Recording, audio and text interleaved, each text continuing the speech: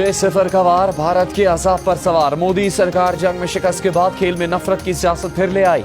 भारतीय टीम ने पहले हाथ न मिलाकर खेल को सियासत से दागदार किया, फिर मोदी सरकार और भारतीय बोर्ड के उकसाने पर मोहसिन नकवी ने ट्रॉफी लेने से इनकार करके स्पोर्ट्समैन स्पिरिट को रौंद डाला। Chairman Asian cricket council Mohsin Naqvi का भारतीय हटदर्मी कबूल करने से इनकार, स्टेज पर ही मौजूद रहे। रनर अप टीम को इनामात दिए। मुंतजमीन एशिया कप की ट्रॉफी ग्राउंड से वापस ले गए। भारतीय खिलाड़ी देखते रह गए। भारतीय टीम को ट्रॉफी और मेडल्स के बगैर ही फोटो सेशन करवाना पड़ा। भारतीय खिलाड़ियों ने इनफरादी सतह के इनामात जिनकी स्पॉन्सर भारतीय कंपनियां ही थीं उनसे वसूल किए। फाइनल मैच शुरू होने से पहले ही भारतीय हटदर्मियां नुमायां थी, जब भारतीय कप्तान ने गैर जानिबदार प्रेजेंटर से भी बात करने से इनकार किया और टॉस पर रवि शास्त्री से बात की, जिसके बाद सलमान आगा से वकार यूनुस ने बात की। भारतीय कप्तान ट्रॉफी की रोनुमाई के सेशन में भी नहीं आए। सलमान अली आगा ने अकेले ट्रॉफी के साथ तस्वीर बनवाई।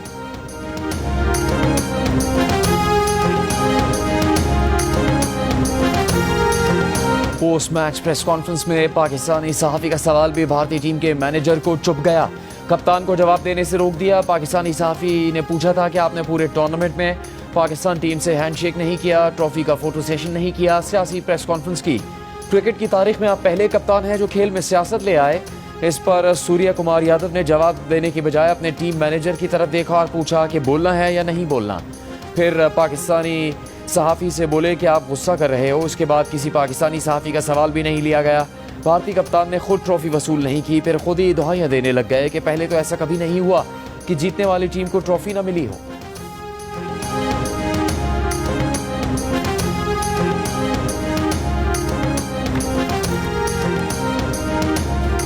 पाकिस्तान टीम के कप्तान सलमान अली आगा ने भारतीय टीम के रवैये को खेल की तौहीन करार दे दिया। कहा, अगर भारत ने ट्रॉफी नहीं ली तो कैसे उन्हें ट्रॉफी दी जाएगी। टूर्नामेंट में जो कुछ हुआ वो काफी मायूस कुन था। हाथ न मिलाना क्रिकेट की तौहीन है। नहीं मालूम ये कहाँ जाकर रुकेगा। उम्मीद है दीगर टीमें मुस्तकबिल में एक दूसरे के साथ ऐसा नहीं करेंगी। सलमान अली आगा का फाइनल की मैच फीस भारतीय हमले में निशाना बनने वाले पाकिस्तानी खानदानों को अतिया करने का ऐलान। शिकस्त पर कहा कि बतौर टीम हम अच्छा खेले, अपनी टीम पर फख्र है। मैच के आखिरी ओवर्स में अच्छा नहीं खेल सके।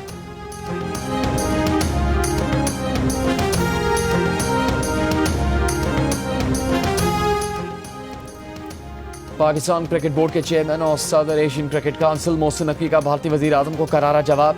कहा, जंग को खेल से जोड़ना मायूसी की अलामत है। ऐसा करना खेल की असल रूह को मजरूह करता है। जंग तुम्हारे फख्र का पैमाना है तो तुम्हें जिल्लत आमेज शिकस्त हुई। तारीख पाकिस्तान के हाथों तुम्हारी जिल्लत आमेज शिकस्त महफूज कर चुकी। कोई मैच इस सच्चाई को नहीं बदल सकता। एशिया कप की जीत को ऑपरेशन सिंदूर से जोड़ने पर भारतीय ऑपोजिशन जमात कांग्रेस ने मोदी को आड़े हाथों ले लिया। खेल को जंगी बयानी से मिलाना नाकाबिले कबूल करार दे दिया। कांग्रेस रहनुमा अतुल पटेल ने सवाल उठाया, क्या मोदी को खारजा पॉलिसी और सिफारतकारी की कोई समझ है। अगर मैच खेला तो खेल की रूह के साथ खेलना चाहिए था, ना कि इसे जंगी प्रोपेगेंडे में बदल दें।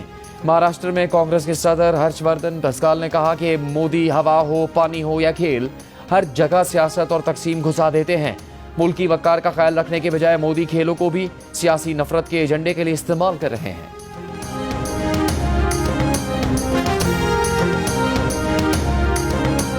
मैं और फील्ड मार्शल सईद आसिम मुनीर हम हर मामले में मुशावरत करते हैं। We are on one page और इखलास के साथ मेहनत कर रहे हैं दिन रात। यही कोऑर्डिनेशन, यही हमांगी पॉलिटिकल लीडरशिप और इदारों में अगर आइंदा भी होगी तो पाकिस्तान औजे सुरैया पे होगा इंशाअल्लाह।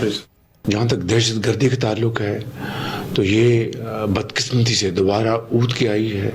फितनल खवारिज है, जिसमें PLA भी है, जिसमें TTP भी है, जिसमें मजीद ब्रिगेड भी है और जिसमें वो खारजी हाथ जो पाकिस्तान को फलता फूलता नहीं देखना चाहते, उनका सरमाया भी है, उनकी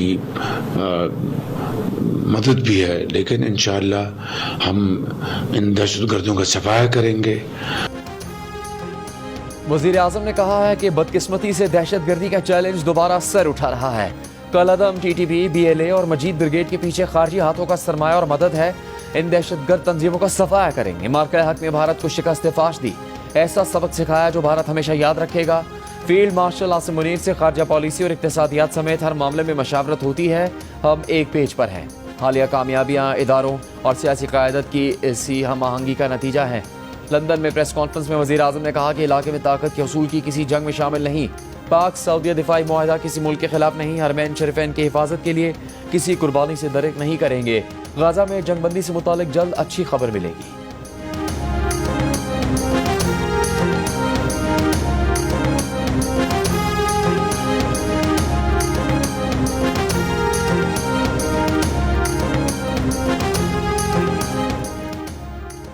पाकिस्तान और अरब इस्लामी मुल्कों के सरबराहों से मुलाकात के बाद अमरीकी सदर डोनाल्ड ट्रंप आज इस्राईली वज़ीर आज़म नेतन्याहू से मुलाकात करेंगे, जिसके बाद मीडिया कॉन्फ्रेंस भी करेंगे। अमरीकी सदर ने गुज़श्ता रोज़ गुफ्तगू में कहा था, गाजा अमन मनसूबे की तजवीज़ पर इसराइल और अरब रहनुमाओं से बहुत अच्छा रद्दअमल मिला है। तमाम लोग मुआहदा करना चाहते हैं। नेतन्याहू से मुलाकात में मुआहदे को हतमी शक्ल दिए जाने की उम्मीद है। तजवीज़ का मकसद सिर्फ गाजा में नहीं बल्कि मशरिक़ वस्ता में वसी अमन तक पहुँचना है।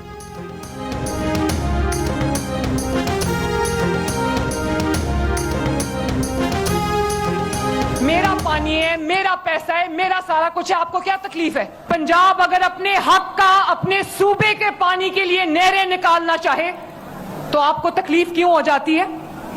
उस वक्त आपको सियासत याद आ जाती है। पंजाब का अपना पानी है, अगर मैं वहां पर नहरें निकालना चाहूं तो आपको क्या एतराज है?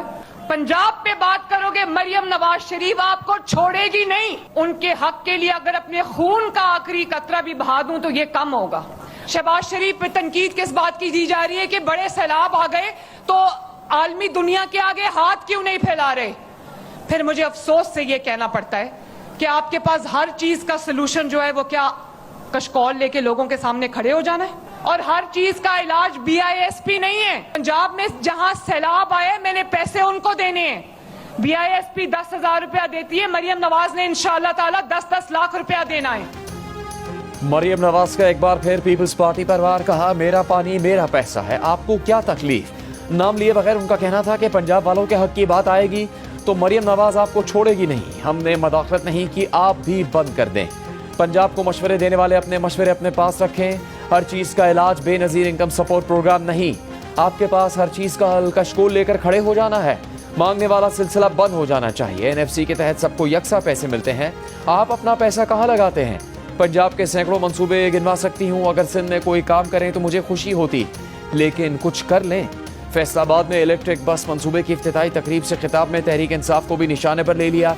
कहा कि गालियां देने वाले आज अपने अंजाम को पहुंचे।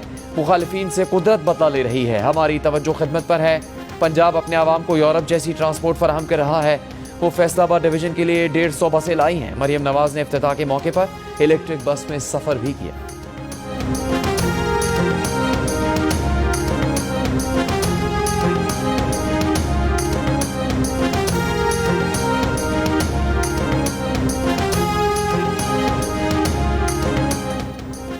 वज़ीर आला खैबर पख्तूनख्वा अली अमीन गंडापुर की बानी PTI से 3 घंटे से तवील मुलाकात। जेल जरा के मुताबिक मुलाकात में सियासी सूरत हाल और पार्टी अमूर पर बातचीत। अली अमीन गंडापुर की सूबाई मामलात और गवर्नेंस पर बानी PTI को ब्रीफिंग। 27 सितंबर के जलसे से मुतालिक भी बानी PTI से गुफ्तगू।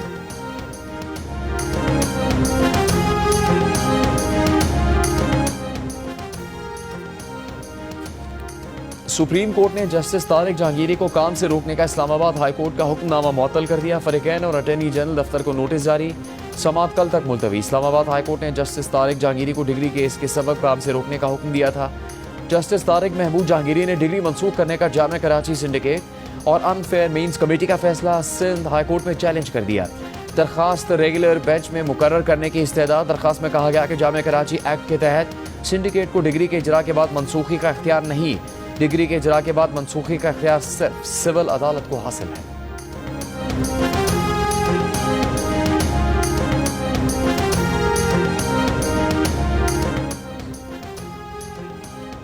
इनकम टैक्स रिटर्न जमा करवाने की आखिरी तारीख में कोई तोसी नहीं की जा रही। तारीख में तोसी की खबरें बेबुनियाद और गुमराहकुन है। तर्जुमान FBR का बयान। कहा ज़्यादातर टैक्स दहिंदगान सैलाब से मुतासिर नहीं हुए, उनके पास काफ़ी वक्त था। सैलाब की वजह से कोई तोसी नहीं दी जा रही। तर्जुमान का मजीद कहना है कि IRS सिस्टम की सुस्त रवि के दावे गलत हैं। प्लेटफॉर्म मुकम्मल फ़ाल है। टैक्स रिटर्न जमा करवाने की आखिरी तारीख 30 सितंबर है। मुकर्ररा तारीख तक रिटर्न जमा न करवाने के नताइज होंगे। वज़ीर कानून आज़म नज़ीर तारर ने कहा कि हमारे रवैये जमहूरी होने चाहिए। एक तरफ तनकीद करते हैं कि उनके साथ अच्छा सलूक नहीं हो रहा, लेकिन हमें अपने रवैयों से भी साबित करना चाहिए कि हम बर्दाश्त करने वाले लोग हैं। अडयाला जेल के बाहर सहाफ़ी पर तशद्दुद के मामले पर बात करते हुए आज़म नज़ीर तारर ने कहा कि सियासत जिस डायलॉग में है, अगर सियासतदान की ज़बान सख्त हो गई तो मामला कैसे हल होंगे।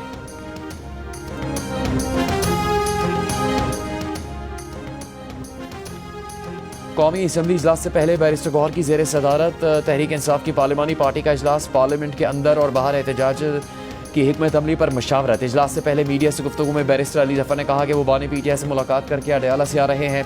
पार्लियामेंट से बाहर जाने का कोई भी फैसला या ख्वाहिश नहीं है। पार्लिमानी कमेटी का इजलास अहम है। बानी PTI ने कुछ पैगाम भेजे जिनका जवाब बाद में उन्हें पहुंचाना है।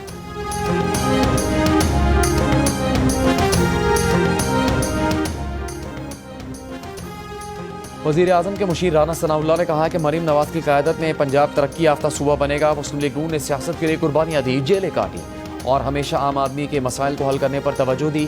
तनकीद करने वालों को मरीम नवाज के मनसूबों तक पहुँचने के लिए बड़ी मेहनत करना पड़ेगी। फैसलाबाद में इलेक्ट्रिक बस मनसूबे की इफ्तिताई तकरीब से खिताब में कहा कि मरीम नवाज ने खिदमत की सियासत को अरूज दिया। जब पूरी पार्टी कैद थी, मरीम नवाज ने नून लीग को संभाला।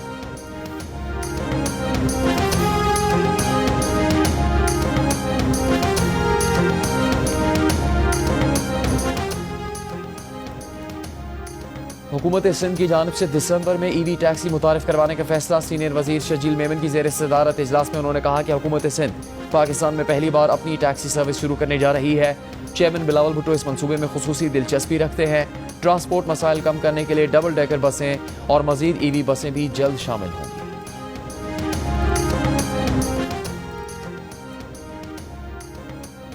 पाकिस्तान और IMF के दूसरे इक्तिसादी जायजा मुज़ाकरात। वज़ीर ख़जाना मोहम्मद औरंगज़ेब से IMF वफ़द की मुलाकात। वज़ीर ख़जाना की वफ़द को मैक्रो इकनॉमिक अहदाफ और मुआशी सूरत हाल पर ब्रीफिंग। ज़रा का कहना है कि IMF को मुल्क में हाल सैलाब से होने वाले नुकसान का बताया जाएगा। सैलाब से निपटने के लिए अखराजात हंगामी फंड से पूरे करने पर ब्रीफिंग दी जाएगी। पहली सेमाही में टैक्स रेवेन्यू में मुमकिन शॉर्टफॉल और उसके हल पर एतमाद में लिया जाएगा। IMF वफ़द से सूबाई हुकूमतों के नुमाइंदों की मुलाकात भी शेड्यूल है।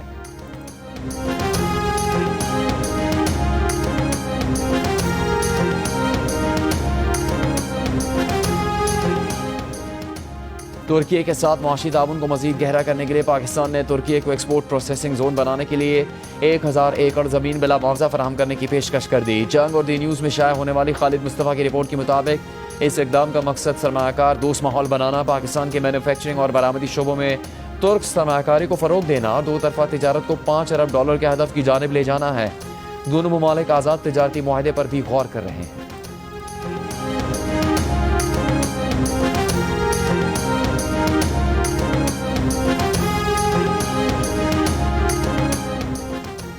सेशन कोर्ट इस्लामाबाद ने ऑडियो लीक केस में वज़ीर आला KPA अली अमीन गंडापुर के नाकाबिल ज़मानत वारंट गिरफ्तारी जारी कर दी है। अली अमीन गंडापुर को गिरफ्तार करके पेश करने का हुक्म। मजीद समत 5 नवंबर तक मुलतवी। अली अमीन गंडापुर के खिलाफ थाना गुलड़ा में मुकदमा दर्ज है।